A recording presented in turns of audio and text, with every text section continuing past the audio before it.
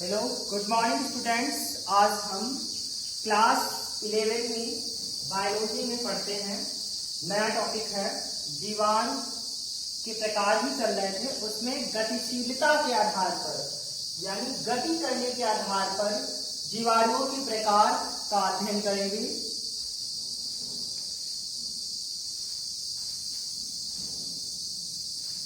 जिसमें से आपको जब जीवाणु के लक्षण बता रहे थे तो उसमें एक शब्द आया था फ्लैजिला।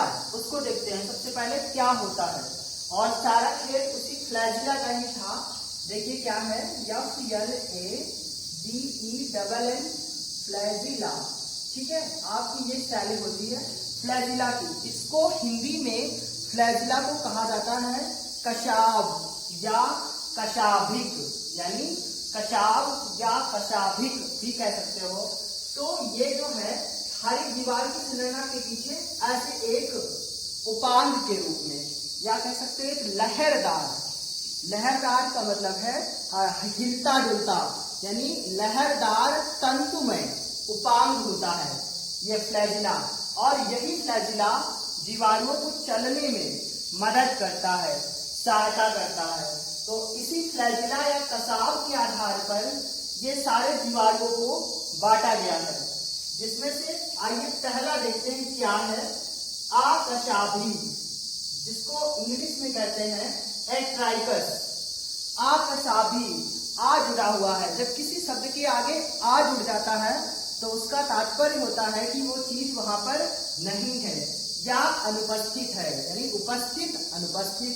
तो यहाँ पर आ जुड़ा है कसाब के आगे, यानी कसाब के आगे आ जुड़ गया है। तो एट्राइकस में होता है कि जो कसाभिक या जो फ्लैजिला है, जो आपको ये बताया लहरदार उपांग अनुपस्थित होता है, यानी एट्राइकस जो जीवाणु होते हैं उनमें ये फ्लैजिला या कसाब अनुपस्थित होता है, जिसके कारण जो अकसाभी जीवाणु हैं ये अचल जीवाणु होते हैं, अर्थात ये चलने में समर्थ नहीं होते हैं।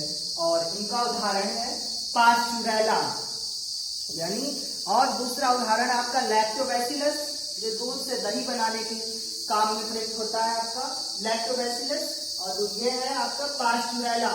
तो आकसाभी समझ में आया कि ऐसे जीवाणु जिनमें फ्लैजिला कह सकते हो एक लहरदार उपांग अनुपस्थित होता है, जिसके कारण ये जीवाणु अचल होते हैं, अर्थात चल नहीं पाते हैं। क्योंकि ये संरचना बनी हुई है, इसमें फ्लैजिला नहीं बना है, यानी फ्लैजिला अनुपस्थित है, इसलिए ये जीवाणु एक जगह पर ही व्यवस्थित रहते हैं।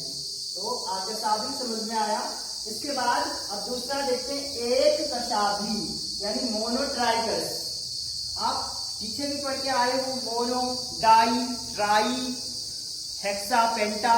तो उसी प्रकार मोनो, मोनो से तात्पर्य होता है एक, और हिंदी में भी लिखा हुआ है एक कशाभी, यानी ये ऐसे जीवाणु हैं या इन जीवाणुओं के सिरे पर या जीवाणुओं के एक सिरे पर केवल एक ही कसाभिक पाया जाता है या एक ही कसाब उपस्थित होता है और एक कसाभी कहलाते हैं।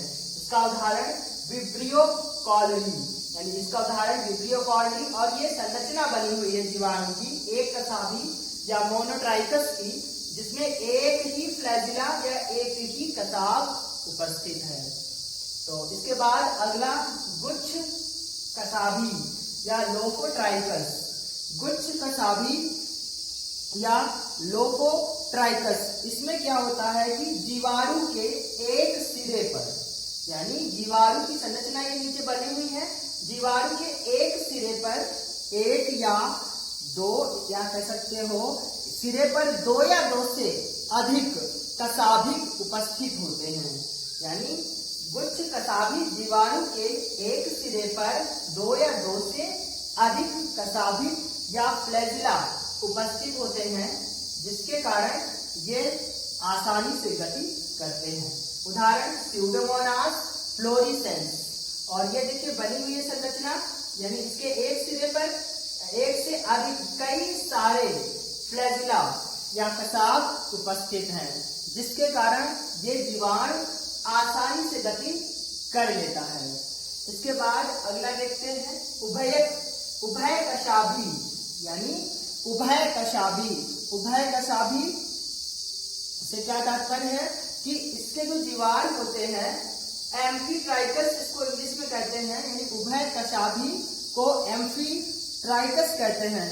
इसमें जीवाणु के दोनों सिरों पर, देखिए ये संरचना बनी हुई है, इसमें जीवाणु के दोनों सिरों पर 2 या 2 से अधिक कशाभिक उपस्थित होते हैं। यानी आप इसकी संरचना देख करके ही आप इनके बारे में लिख सकते हो कि उभयकशाभी जीवाणु में जीवाणु के दोनों सिरों पर 1 से अधिक कशाभिक या फ्लैजिला उपस्थित होते हैं, और जिसके कारण ये और भी आसानी से या और भी तेजी से गति करता है। उदाहरण इसका नाइट्रोसोमोनास, यानी नाइट्रोसोमोनास और स्पाइरिलम ही इसका एक उदाहरण है उभयकशाभी का, और नाइट्रोसोमोनास भी उदाहरण है। तो आप इनकी संरचना देखते जाओगे और इनके बारे में एक एक 2 लाइन आराम से देख सकते हो। इसके बाद अगला है परिकशाभी, यानी पेरिट्राइकस। परिकशाभी या पेरिट्राइकस, इसमें क्या होता है कि इस जीवाणु में कशाभिक यानी संपूर्ण शरीर पर व्यवस्थित होते हैं, यानी गुच्छों के रूप में नहीं होते हैं, अलग अलग या एक एक रूप में होते हैं, और वो भी जीवाणु की संपूर्ण संरचना पर छिटके हुए होते हैं, संपूर्ण शरीर की रचना पर व्यवस्थित होते हैं।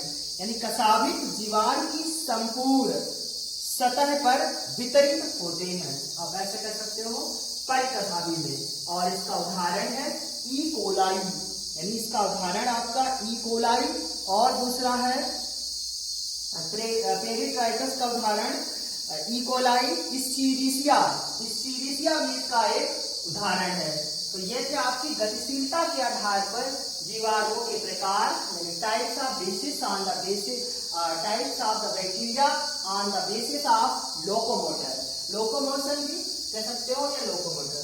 तो इसमें सबसे इम्पोर्टेंट आपको बताया फ्लैजिला ध्यान रखना है, यानी जिसको हम कशाभ कहते हैं हिंदी में, यही आपका कशाभ है या कशाभिक है, इसी का सारा काम है जीवाणु की गति में। तो अकशाभिक में कोई कशाभ नहीं, ऐसे याद रखना है, अचल होते हैं। एक कशाभिक में जीवाणु के एक सिरे पर एक कशाभ उपस्थित होता है, और गुच्छ कशाभिक में जीवाणु के एक सिरे पर 2 या 2 से अधिक कशाभ उपस्थित होते हैं। उभयकशाभिक यानी एम्फीट्राइकस में जीवाणु के दोनों सिरों पर 2 या 2 से अधिक कशाभ उपस्थित होते हैं। परिकशाभी यानी पेरिट्राइकस में जीवाणु के संपूर्ण सतह पर या जब जीवाणु के संपूर्ण शरीर पर जो है कशाभ वितरित होते हैं। आप ऐसे याद रखना। यही था आपका गतिशीलता के आधार पर जीवाणुओं के प्रकार।